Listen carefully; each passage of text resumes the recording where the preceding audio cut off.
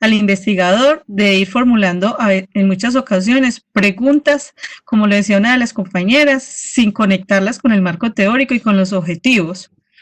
Además, que esas preguntas deben estar inmersas dentro de unas categorías y esas categorías deben estar conectadas con los objetivos y con el marco teórico, ¿cierto? Porque en muchos casos se cae en el error que he visto algunos proyectos que he evaluado, tanto de tesis como de maestría, 70, 80, 100 preguntas, y entonces la pregunta inicial que se hace uno, ¿a qué horas hizo todo esto? ¿A qué horas analizó?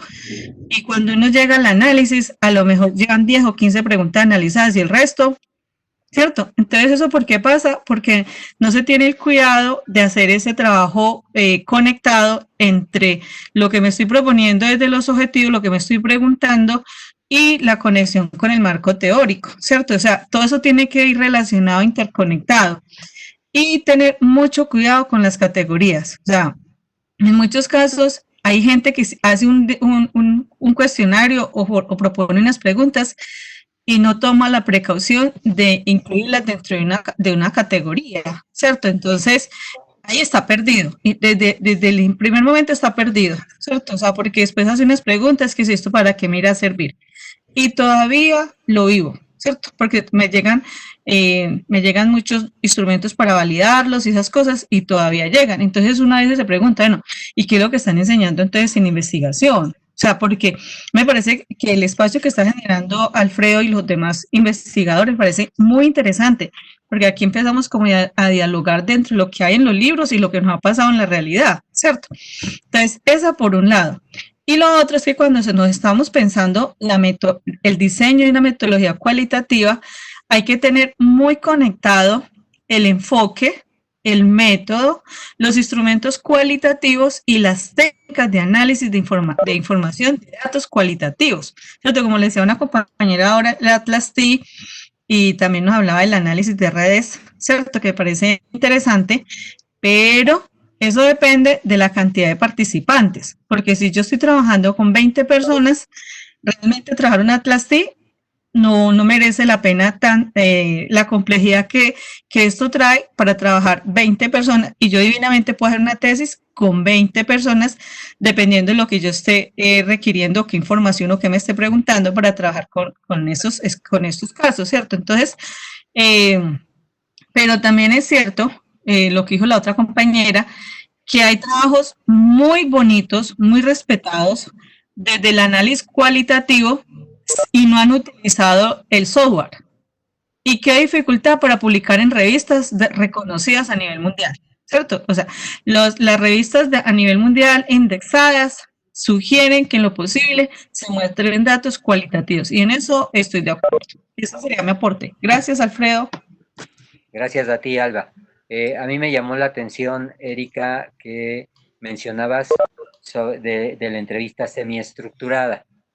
Yo quisiera saber, en opinión de quienes nos asisten hoy, yo quisiera saber qué opinan ustedes sobre la entrevista estructurada, la entrevista no estructurada, qué características tendría en este caso una entrevista semiestructurada y en qué condiciones, en qué casos creen ustedes que esto pudiera ser el mejor camino. Empezando porque definir la entrevista semiestructurada pues ya es de entrada complejo, ¿no? Entonces, a mí me gustaría saber la opinión de ustedes sobre esta cuestión. Entrevistas estructuradas, entrevistas no estructuradas, ¿qué es lo que prefieren ustedes? ¿Qué es lo que creen que sea mejor, más adecuado? Claro, en razón del objeto de estudio, ¿verdad? Y de la intencionalidad de la investigación. Pero, ¿alguna opinión con respecto a sus experiencias en el uso de este tipo de entrevistas? Yo le daría la palabra a ver, Alberto Tapia.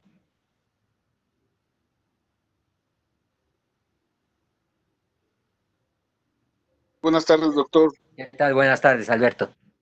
Me escuchan, perdón, tengo problemas con el internet. Perfecto, te Pero bueno, escuchamos. en relación bueno, yo en lo personal tengo quizás no tanta experiencia en torno a los compañeros que están acá, pero bueno, en la práctica hemos aprendido que la parte de tratar de hacer investigación en un tanto a lo cualitativo, cuantitativo, la entrevista estructurada o semi-estructurada va a depender de la flexibilidad de la investigación.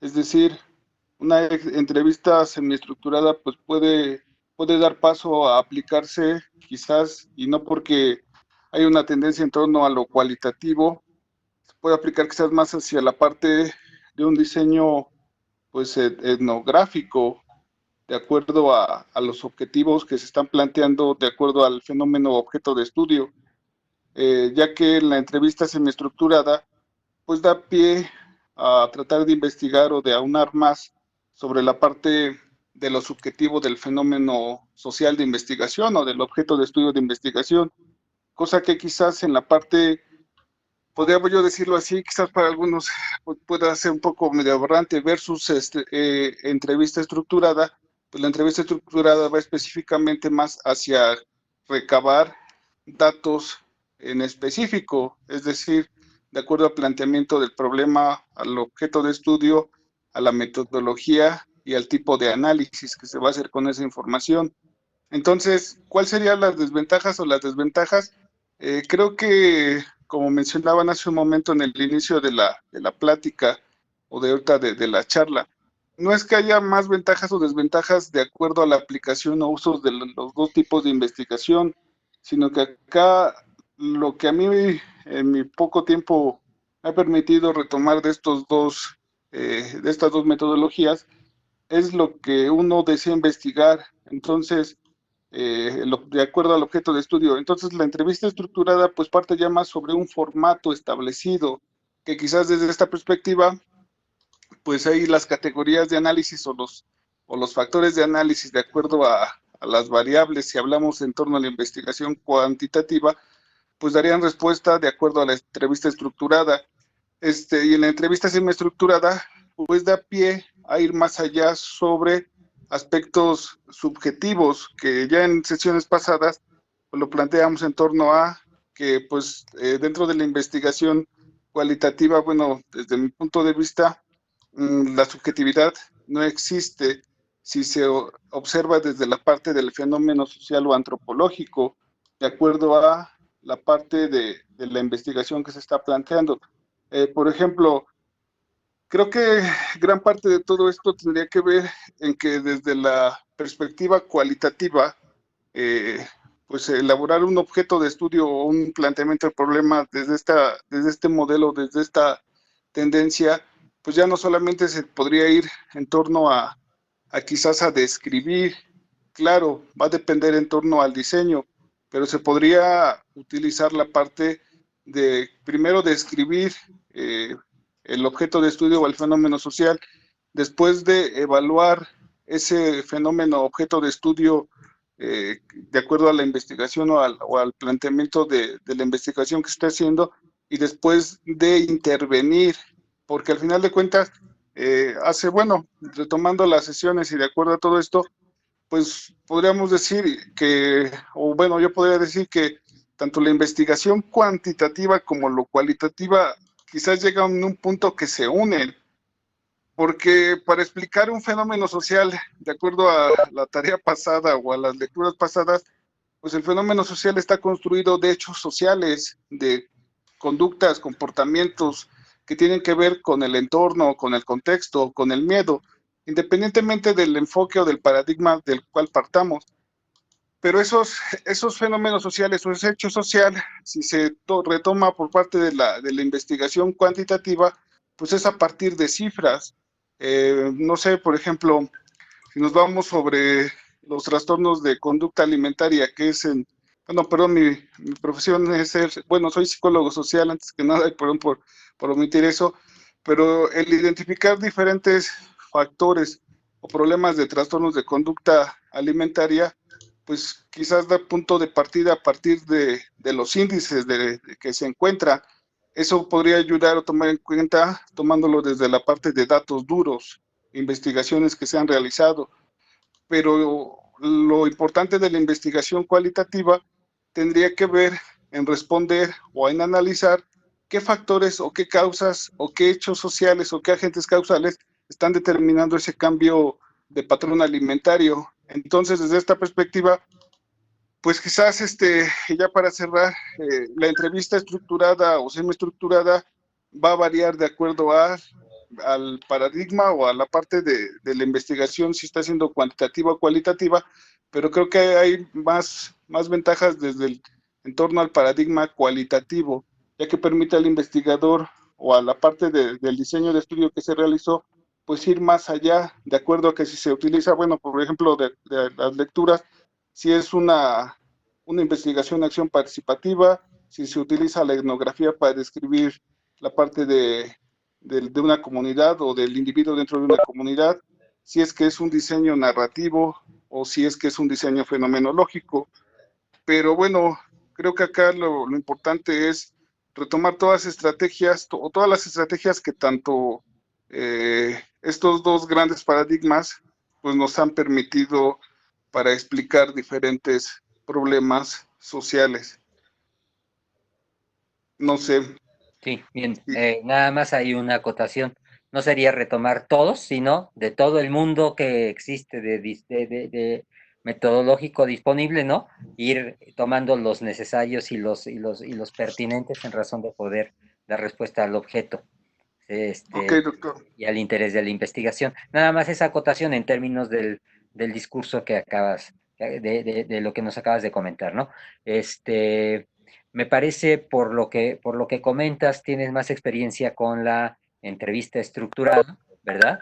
Y por tu ámbito de trabajo, me parece, tienes más experiencia con la entrevista estructurada. Evidentemente, la entrevista estructurada tiene fines muy, muy, muy, muy pragmáticos, muy prácticos, ¿cierto? De pronto, es más fácil usarla, pues, para tomar alguna decisión. En la lectura nos habla, por ejemplo, del área de recursos humanos en las empresas, ¿no? Que lo que manejan generalmente son entrevistas estructuradas. Claro, porque te permite acotar de alguna manera el espacio de la respuesta y poder también ir tomando una determinación en razón de un análisis en cierta escala o en cierta medida, de si se ajusta o no se ajusta a los parámetros que la empresa busca en el candidato, ¿cierto? La Ok, entrevista en ese sentido no estructurada, pues como decía la doctora Edith, pues nos deja mucho más libertad a nosotros como investigadores, nos obliga más a la observación, pero también al entrevistado le permite mucho mayor libertad, lo que genera también un riesgo, me parece, y eso tendríamos que comentarlo en algún momento. De pronto se puede salir de la intencionalidad de la investigación, ¿no? Y ahí ya requiere de mucha habilidad del entrevistador, ¿cierto? Entonces, doctor. creo que ahí habría que caminar. Sí, Alberto, adelante. Quizás bueno, no sé, a lo mejor quizás un ejemplo claro de estas características tan distintas de la entrevista estructurada y semiestructurada. Pues una entrevista estructurada sería la aplicación que realiza el INEGI, ¿no? De conocer el censo de vivienda, que viene solamente a identificar datos en específico que van a denotar la parte socioeconómica de las familias en nuestra población, independientemente de cada estado. Ahora, acá desde esta perspectiva, tratan de combinar este tipo de entrevistas o de censos con entrevistas ya semiestructuradas, pero acá la cuestión es que hasta cierto punto pues se quedarían un tanto acotadas este tipo de entrevistas. Entonces, acá, como usted lo dice, la ventaja es de la parte medular del diseño de estudio y el objeto o el fenómeno social que se está evaluando a partir de la aplicación de la entrevista. Ese sería, doctor. No sé, igual Sí, me parece que es poco afortunado el ejemplo que pones, porque en realidad el INEGI lo que hace son encuestas, ¿no?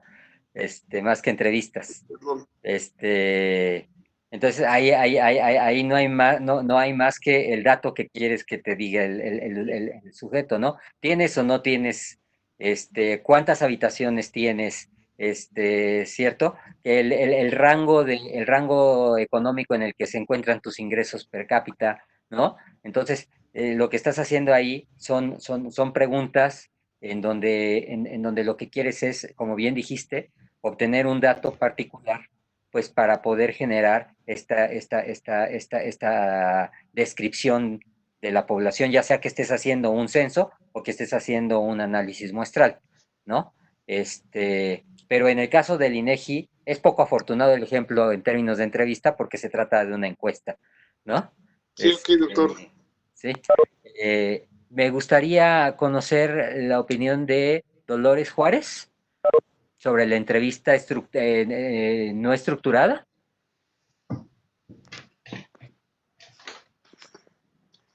Adelante, Dolores.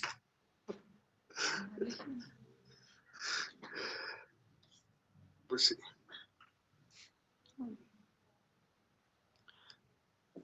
Dolores, Que la abre tu entrevista micrófono. es...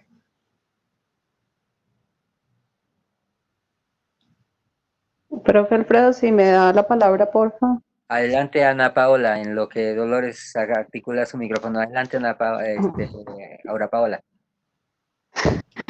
Más conocida como Pau. Yo sé, Profe, pero... me siento regañada con esa Aura Paola.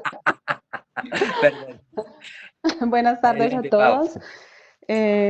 Muchas gracias nuevamente por este espacio tan interesante que abrieron hoy justamente con algo que me quedó a mí como sonando la vez pasada, y fue que yo sentí como esa riña entre los dos tipos de investigación que estamos debatiendo acá, la cualitativa y la cuantitativa, y solo no me quiero salir como del tema de las entrevistas que están hablando, pero sí quería a mencionar que me uno pues a esa observación que hicieron los profesores, porque siento que las dos investigaciones, los dos tipos de investigación deben combinarse, las investigaciones deben ser de carácter mixto para poder acceder a los diferentes medios de divulgación, ¿no?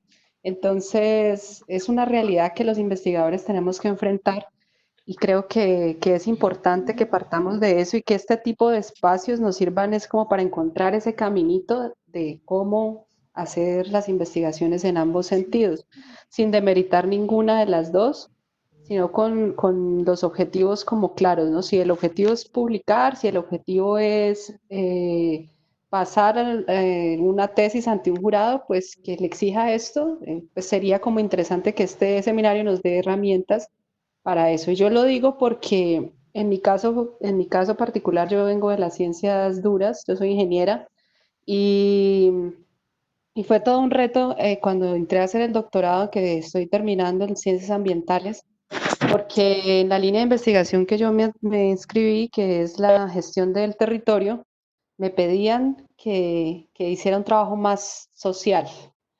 Y para mí fue como si me hubieran hablado en mandarín. Pero fue un proceso de construcción bien bonito que todavía estoy pues como asimilándolo en muchos aspectos. El profe Alfredo ha sido testigo de mi padecer, de mi padecimiento, pero digamos que al final logramos el objetivo, logramos un producto interesante, y esto tuvo que ver mucho en parte con este tema que estamos hablando del medio de captura de información. En el caso de las entrevistas, como mi tesis tuvo que ver con la metodología de observación participativa, que en un principio yo he hablado de IAP, y mi director de tesis pues me abrió los ojos y me dijo ¿de qué estás hablando? Él es antropólogo, y me dijo no, o sea, para ustedes los de las ciencias duras creen que IAP es ir a hacer un par de entrevistas y listo. Entonces me tocó replantear un poco la estructura, y bueno, llegamos al consenso de que era una entrevista semiestructurada lo que teníamos que hacer. Y para mí la diferencia que encontré entre la estructurada y la semiestructurada es que la primera, pues tienes que llevar unas preguntas más cerradas, más rígidas, mientras que la semiestructurada te permite y como que improvisar, entre comillas, con las personas que vas a interactuar. Como lo decía bien Alfredo, es un riesgo porque cuando uno habla con las personas se te puede ir el tiempo, se te puede ir los temas, se te cruzan diferentes cosas y a la hora del té no encuentras una respuesta concreta. También otro riesgo que yo le encuentro a esto, a este tipo de entrevistas es que al final cuando quieres hacer comparativos entre dos respuestas o dos, sí, dos respuestas, dos entrevistados, pues en algún momento puede llegar a ser difícil, ¿no? Sin embargo, la ventaja que yo le veo es que cuando uno tiene, o sea, uno como investigador, cuando va a hacer un trabajo de campo, tiene que tomar decisiones. Si tiene un grupo focal, si tiene el tiempo limitado, si en mi caso, por ejemplo, teníamos difícil acceso a la zona de estudio y las personas no pueden estar mucho tiempo con nosotros o en muchas sesiones. Entonces había que aprovechar muy bien el tiempo y digamos que esta entrevista semiestructurada sirvió en el sentido de que permitió conocer muchos aspectos en términos de percepción de algunas temáticas que yo necesitaba conocer y para mí fue una herramienta fabulosa. Yo llegué a ese proceso, como les digo, pensando que todo tenía que ser muy riguroso por mi formación de base. Sin embargo, en el proceso de investigación, que ya llevo un tiempito, puedo dar fe que definitivamente los dos tipos de investigación, tanto cualitativa como cuantitativa, se deben combinar y que para mí una de las herramientas más valiosas fue justamente la entrevista semiestructurada. Ese era un poco lo que les quería hablar de mi experiencia y nuevamente muchas gracias. Tenemos dos participaciones, Pastor pero Mac Pro, Cristóbal Enrique, Mac Pro, MacBook Pro, que no sé el nombre, no querías, adelante, tu nombre y ya, adelante. No sé si se escucha, Sí, soy bien, bien, Iván. bien, perfecto, perfecto. Bien, igual y mi experiencia en cuanto a el tipo de entrevista tuvo que, bueno, de formación soy nutriólogo. Hicimos una pequeña entrevista estructurada. Fue en campo y fue dirigido a madres o cuidadoras de niños con desnutrición. Y principalmente fue con la intención de ubicar un complemento que fuera para los niños. Y bueno, a final de cuentas lo denominamos, ¿cómo se llamaba? Era aceptación cultural de una preparación alimentaria contra la desnutrición infantil. Y entonces, pues bueno, aunque teníamos algunas categorías bien establecidas, como el hecho de que la experiencia de la madre respecto a la preparación a qué sabía sobre el alimento, a si lo había preparado antes, a cómo le había caído al niño, y esas eran básicamente las que teníamos previstas. Justo durante la aplicación nos dimos cuenta, o la misma investigación, las mismas señoras y el tipo de investigación nos permitió decir, pues es que no, le daban mucho peso a la parte de que estos son los ingredientes que cultivamos acá.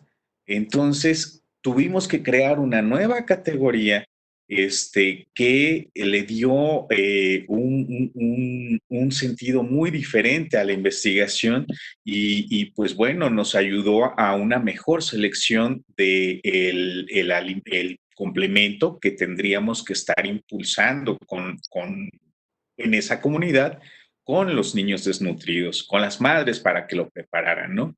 Y entonces eso de repente es muy valioso, sobre todo para algunas instituciones como DIF, donde se da pues apoyo alimentario directo y que de repente pues se le dice, pues dale la papilla y de repente la mamá o el cuidador no sabe ni de qué se trata lo que están dándole al bebé y a veces ni siquiera se lo dan o acaban dándoselo a los niños por la desconfianza, ¿no? Entonces, partiendo de las bases y partiendo de sus conocimientos y de esta parte que implica el hecho de que, pues, el paternalismo, ¿no? De que, bueno, no es nada más de que les vamos a venir a dar, sino que ellas también pensando en que cuando se acabe el programa, pues nosotros podemos seguirlo haciendo. Le dio mucho impulso a una preparación que estaba hecha precisamente a base de frijol y que fue la que pues trabajamos y la que recomendamos estar trabajando en conjunto con DIF estatal, que en ese entonces asesorábamos. Y pues bueno, la entrevista en sí a veces se hace un abuso del método como la entrevista, que en sí la entrevista pues se puede decir que es un tanto la reina de los métodos, sobre todo en cuestiones cualitativas. Sin embargo, se habla mucho de la entrevista, tanto estructurada como semiestructurada, y bueno, yo estoy descubriendo la parte de la observación participante, que a diferencia de la entrevista, según Taylor y Bogdan, hablan acerca de que, bueno, la entrevista es un tanto equivalente a un experimento científico donde al sujeto se le aísla y se le pone en alguna condición ideal o experimental, que bueno, no tiene que ver con el contexto. Y cuando haces la observación participante, es un procedimiento, es un método donde además tienes la oportunidad de ver el contexto del individuo con quien interactúa y la parte de la interacción es fundamental. En cuanto a la posición del sujeto que vas a estar teniendo como eje o como centro de la observación. Entonces, aunque ya he hecho la entrevista, ahorita estoy descubriendo esto de la observación participante y me parece fabuloso eso del descubrir esta posición del ser, del estar, de lo que implica su contexto y del interactuar con los demás, ¿no? Yo últimamente estoy ensayando o haciendo esta observación participante con mujeres trans en Tlaxcala.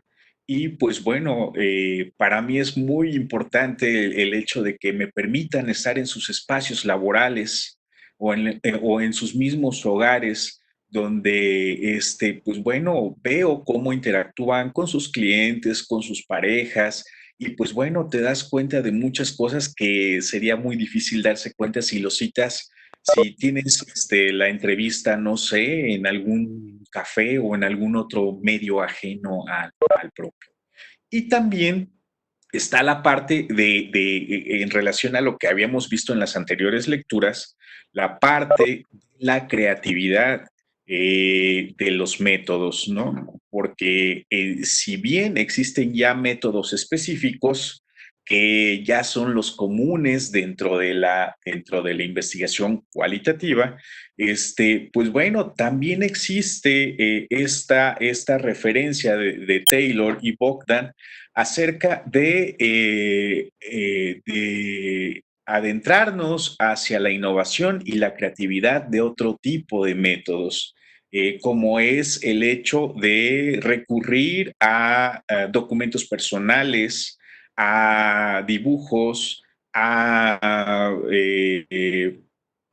no sé, estoy todavía, tal vez fotografías, recurrir a fotografías y hacer una especie de historia de vida, donde vienen, donde se puede incluso combinar con educación popular, con algunos principios de educación popular y que, pues bueno, podría ser parte de este compromiso que tenemos como investigadores de, pues no casarnos con métodos tan, o sea, que si bien son específicos y que si bien son útiles, pues bueno, también tenemos un compromiso de crear y de innovar y de estar, pues bueno, recurriendo a otro tipo de métodos. Eso sería principalmente. Muchas gracias. ¿Tu nombre? Soy Iván, perdón. Iván, bien. Gracias, Iván. Sí. Pastor, por favor, y luego Cristóbal Enrique, y ya vamos cerrando porque ya son 6:15. Adelante, Pastor. Muchas gracias. Sí se escucha, ¿verdad? Perfecto, excelente. Y buenas tardes a todos. Yo quisiera provocar a la reflexión a los compañeros participantes sobre lo siguiente. He escuchado durante las sesiones anteriores y esta sobre los objetivos o las preguntas de investigación, sobre el marco teórico, pero no he escuchado el punto de partida para desarrollar un trabajo de investigación con orientación científica, que es el problema de investigación. Me parece que estamos dejando pasar por alto esto que es muy importante, porque cualquier tipo de estudio, sea cualitativo, cuantitativo o mixto, tiene un punto de partida que es el problema de investigación. Y en este problema de investigación, si efectivamente el estudio cualitativo nos permite ir enriqueciendo a través del desarrollo de esta investigación algunos cambios, pues si nosotros no tenemos bien definido el problema de investigación, estamos en problemas.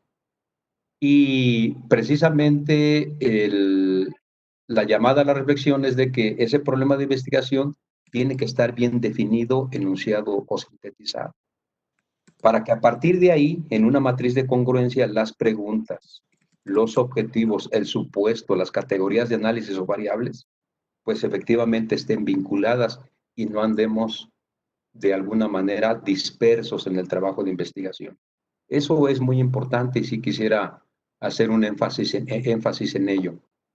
Me tocó trabajar en dos estudios en los que afortunadamente uno tuvo un impacto de aplicación en México, y estoy hablando del sistema aeroportuario mexicano, que es un sistema muy importante para este país, que ahorita pues está contraído, ¿no? Por lo que estamos viviendo, y otro sobre crimen organizado, que el trabajo de crimen, ambos, uno con enfoque mixto y otro con enfoque netamente cualitativo.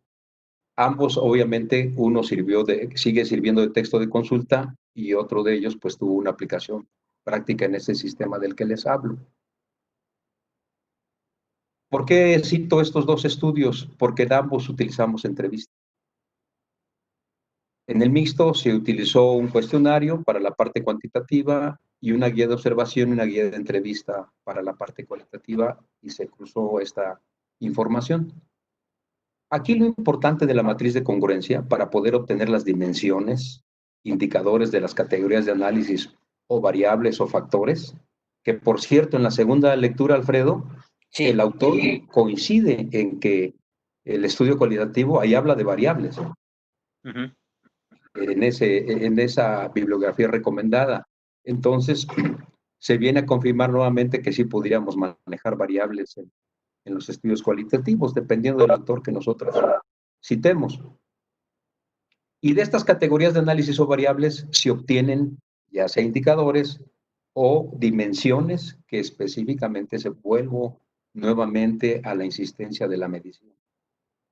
Independientemente del método que se utilice, si estamos haciendo una investigación con orientación científica, no podemos eludir al método científico. Y el método científico marca los pasos. Algo muy importante que a mí me arroja que me está arrojando ahorita la información que ustedes nos han hecho llegar a través de este portal sobre el estudio cualitativo, es algo que expresa la segunda lectura y que sí me gustaría que reflexionáramos sobre ello y vean cuánto sesgo puede existir. La entrevista cualitativa, dice este autor de la segunda lectura, que debe de tener tres condiciones muy importantes. Primero, la legitimidad del investigador. Uh-huh. ¿Cómo medimos la legitimidad del investigador? Y habla de la reputación y de la experiencia que tenga este investigador en la parte cualitativa. Luego viene una segunda parte, la técnica con la que se abordan estas variables o categorías de análisis o factores. Y luego la tercera condición es la calidad del reporte. ¿En qué momento nosotros convencemos al entrevistado de que entremos en una fase de confianza para que efectivamente conteste sin prejuicios o sin reserva lo que los reactivos están indicando en esta entrevista? Y viene a colación por lo que comentaba una de nuestras compañeras anteriormente sobre hasta el lenguaje corporal. ¿Se imaginan ustedes? O sea, toda la gama de habilidades y conocimientos que debe de tener el investigador para que una entrevista llegue hasta ese nivel de poder interpretar el lenguaje corporal de la persona entrevistada. O sea, realmente estamos abriendo desde ese, y es mi punto de vista, un área de oportunidad muy amplia para que haya sesgos. Claro. Entonces, ¿qué necesitamos para que no haya sesgos? Desde un principio, bien definido el problema, los objetivos, mucho cuidado con el verbo que utilizamos para el objetivo general y después para los objetivos específicos, nos darán la pauta en esa matriz de congruencia de cómo tenemos nosotros que estructurar esos reactivos que van en la entrevista, sea estructurada o semiestructurada o abierta si quisiéramos tener más información, ¿no? Y como bien usted lo preguntó, Alfredo, pues, ¿cuál es la diferencia entre las dos? ¿Cuál es la mejor? Pues es el grado de libertad que nosotros le queramos dar al entrevistado y además la intencionalidad de lograr enriquecer esas preguntas o esos objetivos de la investigación. Muchas gracias. No, excelente, Pastor. Estás abriendo la caja de Pandora, pues, ¿no? Porque yo creo que bien podríamos tener un seminario solo sobre desarrollo de problema de investigación y pregunta de investigación, Sí. que son dos aspectos centrales en los procesos del diseño de la investigación misma, que muchas veces se quedan cortos en razón de tener un marco teórico muy bien estructurado, ¿no? Un marco metodológico pobremente diseñado, pero está pobremente diseñado porque el problema de investigación tiene sus debilidades muy fuertes, pues. Pero es un problema de que se va generando en el proceso de formación del investigador, que en México desafortunadamente lo hemos acelerado con esta cuestión de la acreditación de los programas de posgrado, ¿no? Pero yo creo que ahí abriste la caja de Pandora, Pastor. Tendríamos que hacer ahí otro seminario, ¿no? De investigación sobre el desarrollo del problema de investigación y la pregunta de investigación, ¿no? Sí, adelante, Pastor. Y Quisiera abundar ahorita. Cristóbal para terminar. Sí, quisiera abundar un poco sobre uno de los compañeros que anteriormente hablaba de los diferentes métodos. También ahí debemos de tener cuidado. Estamos utilizando el método científico. Ana Lilia y yo conocemos un distinguido profesor del Politécnico Nacional que le decimos doctor por respeto, pero nunca logró titularse, precisamente porque se dejó llevar por una obra paradigmática sobre que el método científico no nos deja ser creativos o imaginativos, ¿no? Contra el método se llama la obra, que seguramente la mayoría lo conoce, de Feyerabend. Y entonces este señor se dejó influenciar por y bueno, y obviamente a la hora que presentó su examen, pues no lo pudo pasar, no pudo argumentar. Y cuando le pregunté precisamente de cuál había sido su problema de investigación, después es que yo no estoy de acuerdo con lo que está expresando Ana Lilia y Pastor. Sí, le digo, muy bien, bueno, vamos a platicar de su trabajo de investigación. ¿Cómo formuló usted su problema de investigación? Y ahí fue donde todo el mundo se dio cuenta que precisamente es el punto de partida que si no tenemos definido, como usted bien lo dice, pues ahí vamos a tener problemas. Recuerden, estamos aquí, siento yo, pues ya es una percepción muy propia, para hacer investigaciones con orientación científica sin importar el enfoque. Y para eso existe un método. Cuando nos salimos de ese método, tendremos que tener una licencia antes, ¿no? Yo le digo a mis alumnos una licencia para matar, que es su cédula profesional de doctorado, más, como algunos de ustedes que pertenecen al Sistema Nacional de Investigadores, que ya tienen cierta autoridad para poder hacer esos cambios. Por lo pronto tenemos que seguir un método, si no, los compañeros que están estudiando, a quienes vertimos esa información, pues logramos a veces confundirlos más. Está bien claro que para generar conocimiento científico, no únicamente existe el método científico, hay otras formas para generar ese conocimiento, como lo dice Sierra Bravo en su obra de técnicas para la investigación social, que es la autoridad, la tradición y hasta la revelación, dice él.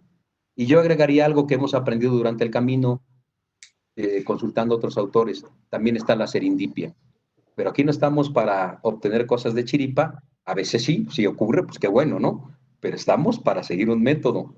Y la tradición o la autoridad, pues eso será en función de otras actividades.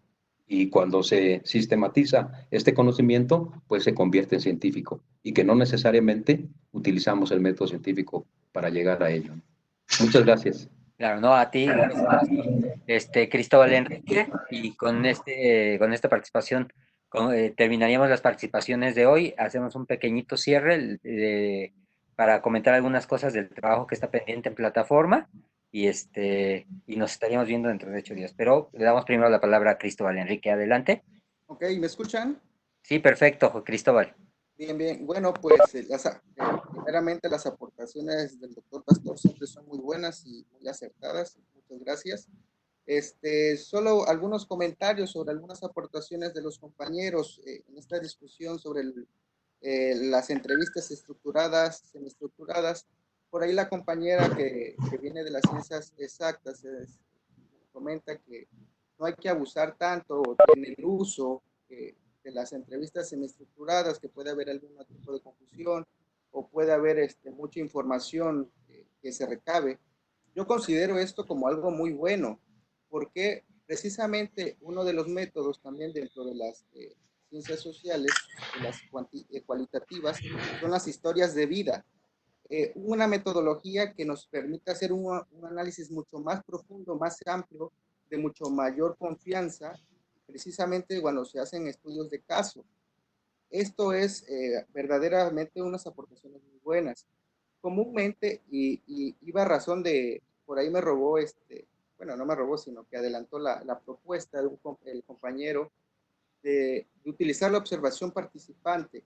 Sí, en efecto, en lo personal, a la par de realizar entrevistas, yo en lo personal hago entrevistas semiestructuradas para mis investigaciones, siempre lo acompaño de una observación participante, precisamente porque es como vas a determinar el contexto, cómo se desenvuelve al entrevistado dentro de su ambiente, con quienes se interactúa, cómo está la manera física, el actuar, todo el contexto que nos va a determinar o nos va a poder apoyarnos para definir ciertas actitudes que acompañan al actuar o la forma que piensa el que se parte de nuestro entrevistado, ¿no? Pues sería pues una pequeña aportación que quiero dar, porque ya vamos a cerrar la sesión del día de hoy. Claro, no, gracias Enrique, porque además nos das el pie para la próxima sesión, que me parece tendríamos que ir avanzando en términos de la entrevista y todo lo que le rodea, más lo que es el apartado de observación precisamente, ¿no? Hago nada más una pequeña acotación. Me parece que en términos de investigación cualitativa y de acercamientos al objeto de estudio, pues vamos a encontrar un sinfín de estrategias, ¿no? Nosotros acabamos, en mi caso particular, acabamos de terminar, bueno, no acabamos hace un año, se terminó una tesis que habla sobre las vivencias y los soportes materiales en la ciudad, ¿no? Y pues la estrategia que se siguió fue de vagabundeo, ¿no? O sea, literal, sin sistematización, es ir a visitar el espacio a diferentes horas y sin rumbo. Ahí lo que comentaban, hay otro conjunto de herramientas, otro conjunto de elementos de apoyo que lo circundan, que está el diario de campo, la guía de observación, ¿cierto? No se trata de ir a buscar lo que quiero ver, sino de poder rescatar lo que puedo observar, ¿no? Entonces yo creo que, y con eso yo cerraría el día de hoy, porque pues la próxima semana veríamos la tercera y la cuarta lectura que habían quedado para el día de hoy, para poder ver lo que es la observación y lo que es el análisis de caso, ¿no?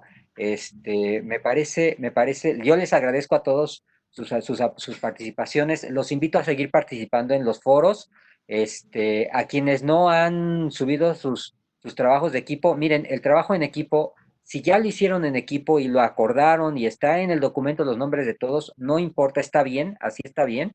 La intencionalidad del trabajo en equipo en realidad es que ustedes discutan en equipo, que argumenten en equipo y que eso que acordaron en equipo lo viertan en un documento con una reflexión personal, ¿no? Donde identifiquen las contraposturas y las posturas concordantes con las de ustedes y al final concluyan con su propio posicionamiento. ¿cierto? Entonces ahorita hay otro trabajo pendiente, que quedó abierto ya se envió desde el martes, quedó abierto para entregarse la próxima semana, pero vamos a abrirlo por otros 8 días más también, igual que abrimos también para la próxima semana, ¿sale? Agradecerles a los que han enviado ya sus trabajos, a los que no, invitarlos a que los envíen. Ya para la siguiente semana cambiaremos de equipos, para que también, porque uno de los objetivos, y doy respuesta a inquietudes que nos mandaron por correo electrónico, porque fueron varios equipos de trabajo, que decían, es que yo tengo trabajo con fulanito y menganito y estoy en el mismo posgrado, o son mis compañeritos, o lo que sea, ¿no? Entonces, pero ya habíamos hecho los equipos, y dos, uno de los objetivos del seminario, pues es hacer redes, es conocer, poder intercambiar con otros que no conozco, ¿cierto? Entonces, pues la intención es esa, no que quedemos con quienes están con nosotros en el posgrado, con quienes son nuestros colegas en la universidad, sino que podamos intercambiar las posturas que se están viviendo en otros grupos de trabajo, en otras instituciones, en otros posgrados, ¿no? Así se construyen las redes, pues entonces les vamos a asignar la tarea para la próxima semana, ya cambiando los equipos. Para nosotros es un poco complejo porque tenemos que ir seleccionando estudiante por estudiante para armar los equipos, pero lo hacemos con mucho gusto y con la idea de que sea rica para ustedes también la discusión, ¿sale? Entonces, pues yo con eso terminaría. Ana Lilia, no sé si quieres hacer algún comentario. Bueno, un comentario rápido porque ya estamos a punto de cerrar la sesión. Nada más retomar los comentarios de los compañeros porque pues hemos planteado las entrevistas, sus particularidades, qué puede ser mejor o no. Pero al final de cuentas el mejor instrumento pienso que puede ser aquel que nos da la información que requerimos para entender mejor el problema. Entonces, pues ya sea una entrevista estructurada, semiestructurada, una entrevista a profundidad. Al final también por eso es muy importante lo que comentaba Pastor y lo que comentaba Alba. En primer lugar, tener un problema bien planteado y después establecer las variables o las categorías, porque muchas veces, y sobre todo a los estudiantes les sucede, que se van a hacer el instrumento y van avanzando y ya después no saben cómo van a plantear las preguntas porque no tienen un marco de referencia. En primer lugar, como decía Alba, un marco teórico que te dé elementos para poder plantear esas categorías que pretendes analizar. Y por el otro lado, también un problema que esté bien establecido y que te dé lugar para esas categorías o esas variables. Sin eso, tú puedes hacer 1000 instrumentos e incluso pueden estar bien redactadas las preguntas, pero te pueden dar información que a lo mejor tú ni necesitas. Y eso lo comento porque tenemos nosotros, por ejemplo, ahorita una alumnita que ella pues muy proactiva dijo, no, yo voy a hacer mi entrevista y se fue y las aplicó.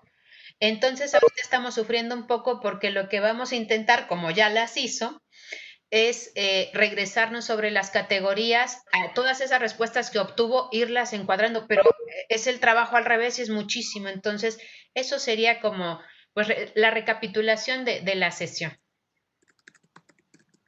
Muchas gracias, Ana Lilia. Pues entonces con esto cerramos. Les agradecemos su asistencia, su participación. Les deseamos un excelente fin de semana y mucho trabajo en la plataforma, por favor. Y nos estaremos viendo dentro de 8 días para la cuarta sesión. Si es necesario, dejamos otra sesión, una sexta sesión, pues. Tampoco se trata de que nos atropellemos en razón de cumplir con 5 sesiones, ¿cierto? Entonces, pues agradecerles a todos su interés, su participación y pues seguimos en contacto. Cualquier cosa estamos para servirles. Bonita tarde. Hasta luego a todos, gracias. A la distancia y quédense. Hasta luego, hasta luego.